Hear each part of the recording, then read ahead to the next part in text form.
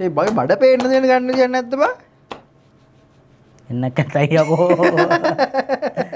ඇයි මේ බිත්තරයි අනරයි මෙව්වයි ගණන් අඩු වෙලා? මොකෝ වෙන්නේ? සැපේ ඉන්නවා. මේ දවස්වල පොඩි භීෂණ ඉන්නේ අයවැය. අයවැයනේ. මොකද හිතන්නේ මේ පාර අයවැය ගැන? මම නම් හිතන්නේ දැන් කලින් ඔය කියලා තිබ්බේ මේ මාස 6න් ආණ්ඩුව වැටෙනවා. අවුරුද්දෙම වැටෙනවා. මා ඊට පස්සේ අවුරුද්දක් ගිහලා අවුරුදු 1මාරෙන් වැටෙනවා. දැන් ඔය අවුරුදු 2 අයවැයත් ගෙනල්ලා දෙනවනේ. ඔව්. මේ අයවැය මට දැක්ක විදිහට නිකන් අර හැමෝටම මේ කාටවත් සහන වලින් බේරෙන්න බැරි අයවැයක් වගේ. ටිකක් අර බදු ඉස්සර ආවේ නිකන් හැමෝටම බදු වලින් බේරෙන්න. විපක්ෂ නායකතුමාගේ මේ අසහනෙන් පෙළනවා ජනතාව කියලා. නෑ විපක්ෂ නායක කියලා දිනවනේ මේක මේ වගේ මොන්ටිසෝරි ළමයිටක් කරන්න පුළුවන් කියලා. පෙර පාසල් දරුවෙක්ට එහෙමනේ කිව්වේ. හැබැයි මේ අයවැයේ මේ හොඳ තරම මේ හිතා ගන්න පුළුවන්. මොකද අපි මේ හර්ෂද සිල්වා. ඔව්. ආර්ථික උස්තාද ඔය සජිත් ප්‍රේමදාස මහත්තයා ආණ්ඩුවක් හදපුවාම මේ මුදල් අමාත්‍ය වෙන්න පුද්ගලයානේ. කියන්නේ මහ බැංකුව පිරීලා ඉතිරලා ගිහිල්ලා ඇත්තටම අපි හිතුවේ නෑ මෙහෙම දෙයක් වෙයි කියලා. කිව්වනේ. හර්ෂයට මේ දවස්වල සෑහෙන විපතක් වෙලා තියෙන්නේ නේද? හර්ෂට ප්‍රශ්න ඉන්දියාව එක්ක ගිහිල්ලත් නෑ. මිනිහා ඒකටත් දුක කිව්වා. හර්ෂ වැඩසටහනක කියනවා ඇවිල්ලා මේ ඉතින් මන් දන්නේ නෑනේ මම මොකද්ද කියන්නේ. කියන අර කපලා යනවනේ බලන්න. කපලා ගිහිල්ලා නෑ. දෙයක්වත් කියලා නෑ හර්ෂට ඉන්දියාවේ ගිහිල්ලා. ඒක වැඩක් නෑ. හර්ෂ වැඩක් නෑ. නෑ මේ වැඩක් තියෙනවා. හර්ෂට ඉන්දියාව යන්න බැරිද දැන් අර කලින් කේස් එකක් දාගත්තනේ. අද කේස් එක? අය අර මේ ඉන්දියාවේ අර ට්‍රම්ප් පනවපු බද්ද ගැන කතාවක් කියලා ඉන්දියාවේ මිනිස්සු. ඔව්නේ නේද? හැබැයි මෙහෙම සීන් නැත දන්නේ නෑ. සජිතට කිව්වත් දන්නේ නෑ. ආවට කවන්නේ හර්ෂණ එක්කගෙනම ගහනවා කියලා. දන්නවනේ ඉන්දියාවේ මිනිස්සුන්ගේ හැටි. ඒක වැඩක් නෑ. ඒක වැඩක් නෑ. ඒතර දැන් මේ අයවැය සම්බන්ධවමනේ අපි කතා කරන්නද හදන්නේ. ඔයාලට මොනවද හිතෙන්නේ මේ අයවැය සම්බන්ධව? මට හිතෙන්නේ මෙහෙමයි හරිද? මම මෙහෙම අහන්න. ඔබතුමාට මොකක්ද හිතෙන්නේ මේ අයවැය සම්බන්ධව? එච්චර උඩ අමාරුයි. ඒ වුණාට දැන් මට හිතෙන්නේ මෙහෙමයි හරිද? මේ අයවැය මේ අපි මූලික වශයෙන් ගත්තාම මේක ප්‍රධාන කොටස් තුනකට බෙදන්න පුළුවන් ඔය මේ සහන දීමේ වැඩපිළිවෙල. මේ මට හිතෙන දේ මම කියන්නේ හරිද? ඒ කියන්නේ ඒක පළවෙනි එකක් තියෙනවා මිනිස්සුන්ට කෙලින්ම සහනාධාර ලබා දෙනවා. කියන්නේ මේ ඍජුවම දෙනවා. ඍජුවම කියන්නේ මිනිස්සුන්ට සල්ලි හරි මොනවා හරි යනවා. එතකොට ඒක උදාහරණයක් ගත්තාම මේ මහ පොළ අස්වැසුම අර ඔටිසම් ළමයින්ට ඒ කියන්නේ ආබාධිත අන්න හරි ඒ කට්ටියට මේ රුපියල් 10000ක් 5000ක් වටිනවා මචං 10000ක් කියන්නේ 5000 හරියටම මම මතක නැහැ ඒක ගාන පොඩ්ඩක් එහෙම ඔය ප්‍රශ්නේ ඔය කියන්නේ ඒ වගේ දරුවෙක් ගෙදර ඉන්න එක මේ අර දරුවන්ට දෙමව්පියෝ බරක් නෙමෙයි කියන කතාවක් තියෙනවා. ඒ වුණාට බම් මේ අමාරුයි බලා ගන්න. කියන්නේ ගොඩක් වෙලාට රැකියාව විරහිත ප්‍රශ්න අම්මා එක්ක ගෙදර ඉන්න ඕනේ, එක්ක තාත්තා ඉන්න ඕනේ. ඔයගේ ප්‍රශ්නත් එක්ක ඒ වගේ දරුවෙක් මරන්නේ. ඔව් මොනවා කරන්නේ? නඩත්තු කරන්න ඕනනේ. මේ නඩත්තුවට සරලන විදිහේ මුදලක් දෙන එක ගැන ඇත්තටම සතුටුයි. එහෙම එකක් තියෙනවා. ඊට පස්සේ වැඩිහිටි දීමනාව තවුලක් නැහැ නේ. වැඩිහිටි දීමනාව මේ සැරේ අර දැන් මේ ආණ්ඩුව ආවට පස්සේ වැඩිහිටි දීමනාව මේ 5000ක් කරානේ. ඒතකොට ඒක අකණ්ඩව දිගටම දීගෙන යනවා. ඒතකොට ඒකත් ඒ ඍජු ගොඩටම දාන්න. කියන වයස එක්කිරියමලෙන් පව්. ඔව් ඊට පස්සේ තව එකක් අපිට හම් වෙනවා මේ ඍජුව නැතුව වක්‍රාකාරව යටිතල පහසුකම් සංවර්ධනය කිරීමෙන් මිනිස්සුන්ට මොකක් හරි ප්‍රතිලාභයක් හම් වෙනවනේ. ඍජුවේගේ අපිට එකක් බැරි වුණා මහ පොළ. ඔව් මහ පොළ 10000 කරලානේ. ඔව් 5000ක් තිබ්බේ. ඊට පස්සේ ගිය පාර අයවැයෙන් ඒක කරා 7500ක්.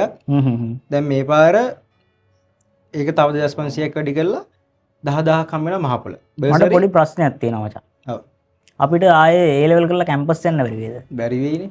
රුපියල් 10000. ඒ කියන්නේ මේ මන්න අය කියන්නේ බලාපොරොත්තුවක් වෙන්නේ නැහැ. මොකද මේ මට මහ පොළ හම්බුන්නේ නැහැ. හම්බුන්නේ නැහැ. ඒ කියන්නේ මට හම්බුණා. ඒ කියන්නේ මට 5000යි හම්බුනේ. ඔව්. ඒ කාලෙත් අපි මේ සටන් කරලා තියෙනවා මේක මේ 7500ක් 10000ක් කරන්න කියලා. ඔව් 2019 වගේ. ඔව්. එතකොට දැන් ඒක 10000 වෙලා ඉතින්. ඒ 2019 කියන්නේ අපි 2000 අවුට් උනේ 2024 නේ. ඒ වෙනකලුත් අරගලයක් කරානේ මේක 10000ක් කරන්නේ. සෙට් එකක් කරා අරගල යන්නේ. මේ ඒ කියන්නේ බම් මේ විශ්වවිද්‍යාලේ ඉන්න කොල්ලෙට්ට කෙල්ලෙට්ට ඉගෙන ගන්න ෆොටෝපියක් ගහගන්න කෑම ටිකක් කන්න ගෙදර ගිහිල්ලා එන්න ඇඳුමක් පැළඳුමක් වුණත් ගන්න ඒ රුපියල් 10000 කියන මාර විදිහට වටිනවා. ඔව්. ඒක මදි කියලා කතාවක් කියනවා නේද අර පෙරටුගාමී සමාජවාදී පක්ෂය. ඒක මදි ඔය කියන්නේ කටේ තියෙන ලේසිනේ 5000ක් වැඩි කරන එක. ඒ කියන්නේ ඒ කට්ටියන් අර මේ මොකක් කරන්නේ. ඒක අර ගන්නේ පන්ති තියෙනවා ඒ වගේ එකක්ද ඒකේ 5000 එකතු කරන එක ඒක නියතයක්. නියතයක්. ඒකේ තව එකක් ආවා අර මේ අධ්‍යාපන ප්‍රාග්ධන වියදම් මෙසරේ බිලියන 900ක් කප්පාදු කරලා මට ඔය කෑල්ල තේරෙන්නේ නැහැ. ඒකයි දැන් ප්‍රාග්ධන වියදම් සහ පුනරාවර්තන වියදම් දෙකක් තියෙනවා. ප්‍රාග්ධන වියදම් පුනරාවර්තන වියදම්. ප්‍රාග්ධන වියදම් කියන්නේ ඒ වගේ ප්‍රතිලාභ හම්බෙන්නේ දිගු කාලීනව. කියන්නේ මේ ලොකු ගාණක් යොදනවා ගොඩනැගිල්ලක් හදන්න. ඔය ඒ වගේ දෙයකට වියදම් කරන ප්‍රාග්ධන වියදම්. අරවා අර පුනරාවර්තන වියදම් කියන්නේ නිතර නිතර මහ පොළ අන්න ඒවනේ. එතකොට දැන් ප්‍රාග්ධන වියදම් වැඩි කරන එකේ වෙන්නේ දැන් මේ අවුරුද්දේ වා හිතන්නකෝ අපේ කැම්පස් රජරට විශ්වවිද්‍යාලේ ගොඩනැගිල්ල හදන්න ලක්ෂ 100ක් වෙන් කරනවා. මේ අවුරුද්දේ. එතකොට මේ අවුරුද්දේ බජට් එක ලක්ෂ 100ක් තියෙනවා. ඊට පස්සේ ඕක ගොඩනැගිල්ල හදලා ඉවර කරා කියන්නේ මේ අවුරුද්දේ තුලද? ඔව්. එතකොට ඊළඟ අවුරුද්දේ තාය ලක්ෂ 100ක් වියදම් කරන්න ඕනේ නැහැ ගොඩනැගිල්ලක් හදන්න. හදලා ඉවරනේ. හදලා ඉවරනේ. එතකොට ඒක මේකෙන් අඩු වෙනවා. මට හිතෙන්නේ ඒ පදනමෙන් තමයි ඕක මේ අඩු කරන්නත් ඇත්තේ. ඒක පොඩ්ඩක් තව ටිකක් හොයලා බලලා අපි මේ කතා කරන්නත් ඕනේ. මට හිතෙන්නේ එහෙම. ඔය විදිහට තමයි මේ මහ පොළ වැඩේ වෙන්නේ. 10 වටිනවා මචං. ඔව්. ඒක ගැන හොඳයි.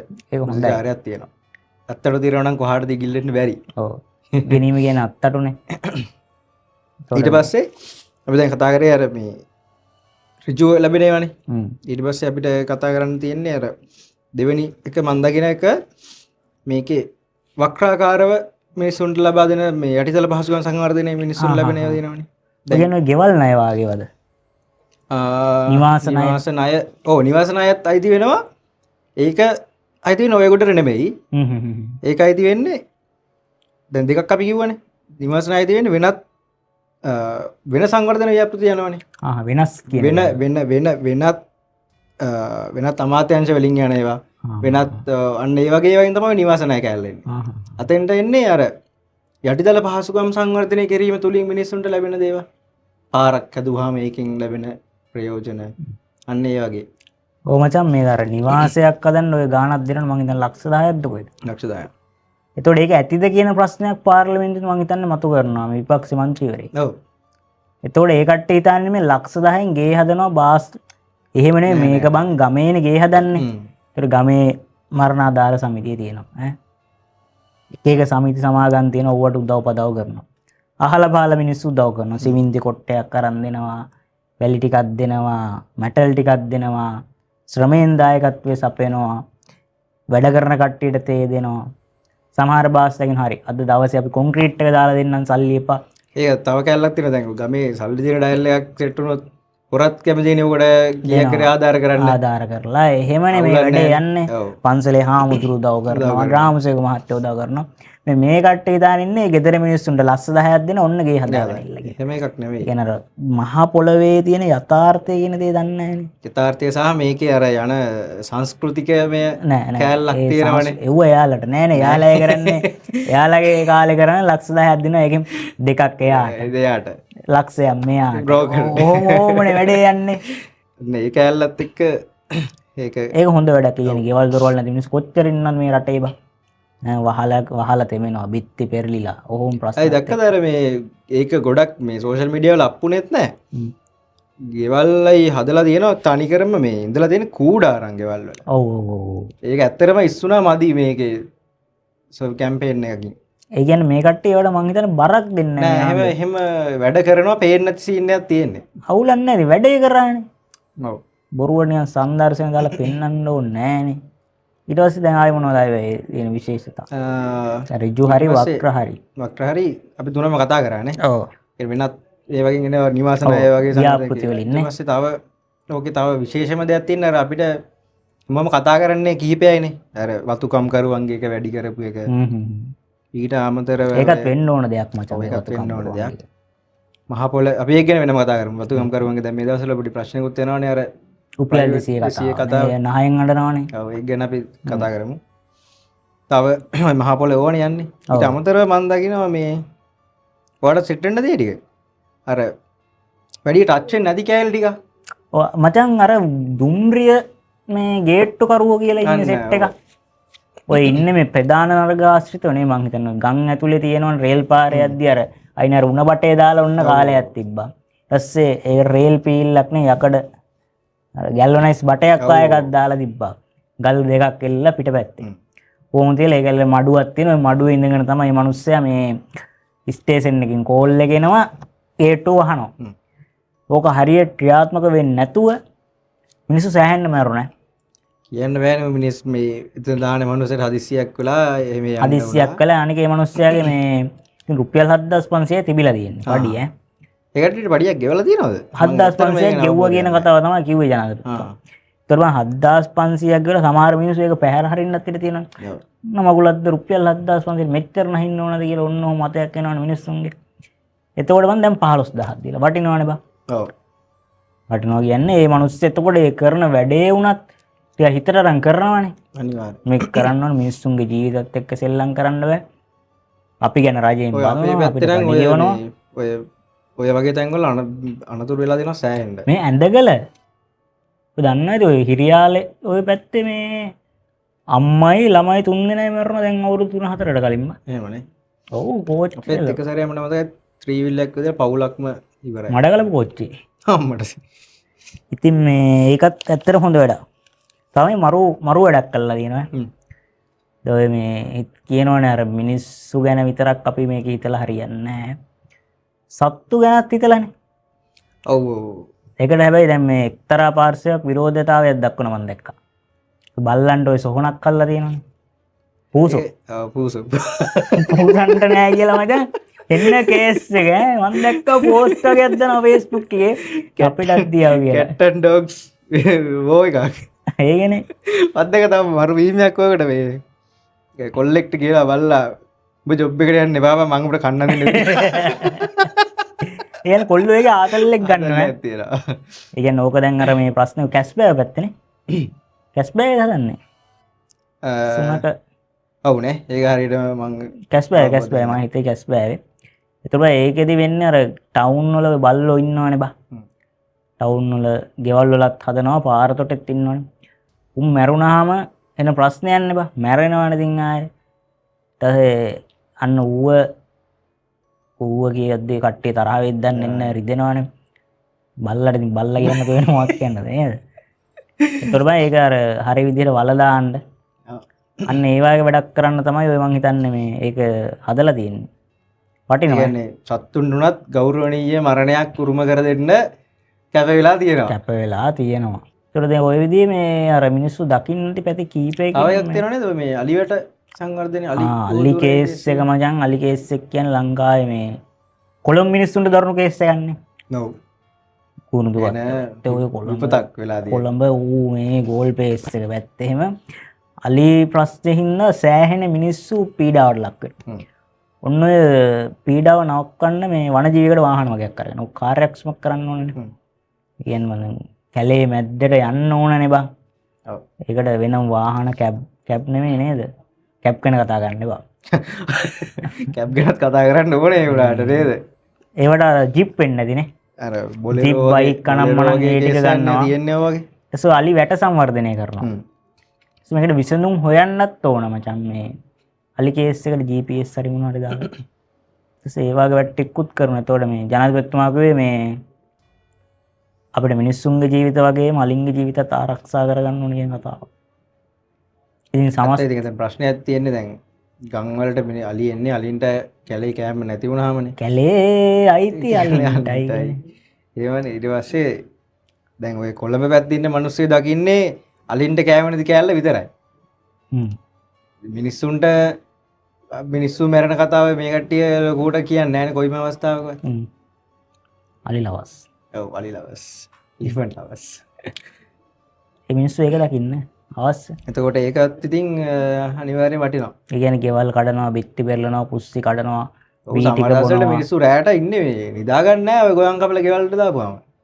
ගෙදර එනත් ඇහැරන් ඉන්නවා අලියයිද බය වගේ. ඒ කියන්නේ తాවකාලික විසඳුම් නෙමෙයි මේ ප්‍රශ්නට වන දීර්ඝ කාලින විසඳුම්. ඔව් දැන් ඕක ඊළඟ අවුරුද්දේදී සමහර විට විසඳලා තියෙන්නේ නැති වෙන්නත් පුළුවන්. ඔව්. ඒ දිගු කාලෙන්නේ නැහැනේ. ඔක අවුරුද්දකින් කරගන්න බෑ.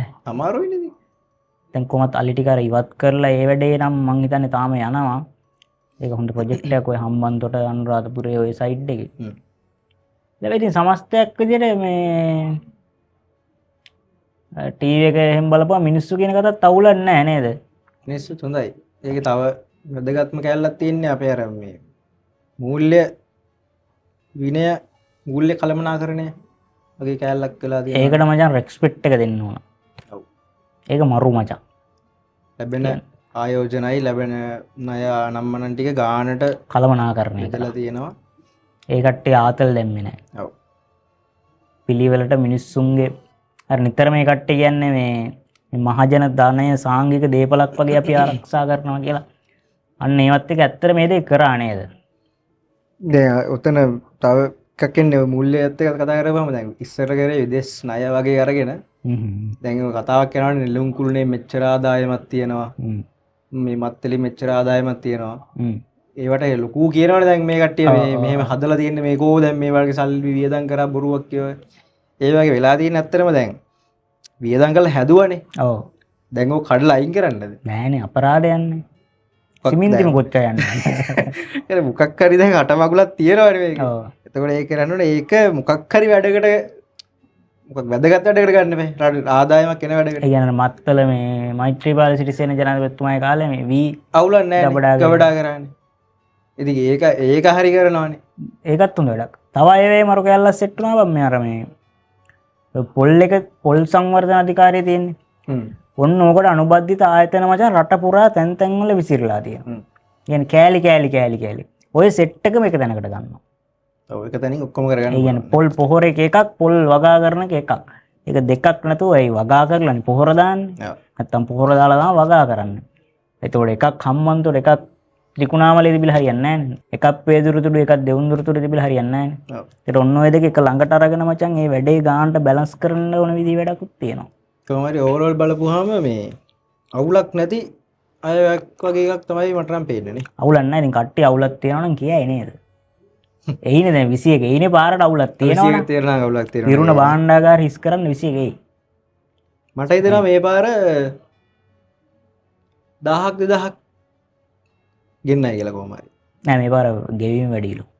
වැඩිද? වැඩි. ඒ අයවැය වැඩි කරලා නේද ඔක්කොම දැන් ගෙවන්නේ. ගෙවීම වැඩි. මං හිතන්නේ 5ක් වගේ දෙනවලු. 5යි කෑම එකයි තමයි මේ පාරක් කියන්නේ. ලාභයි. යන්න වැඩක් නැත්තා ඒ පැත්තේ. යන්නේ. එහෙදි හම්බෙමු අපි. එහෙදි හම්බෙමු. සෙට් එක නෑ. ජය වේවා. ජය වේවා.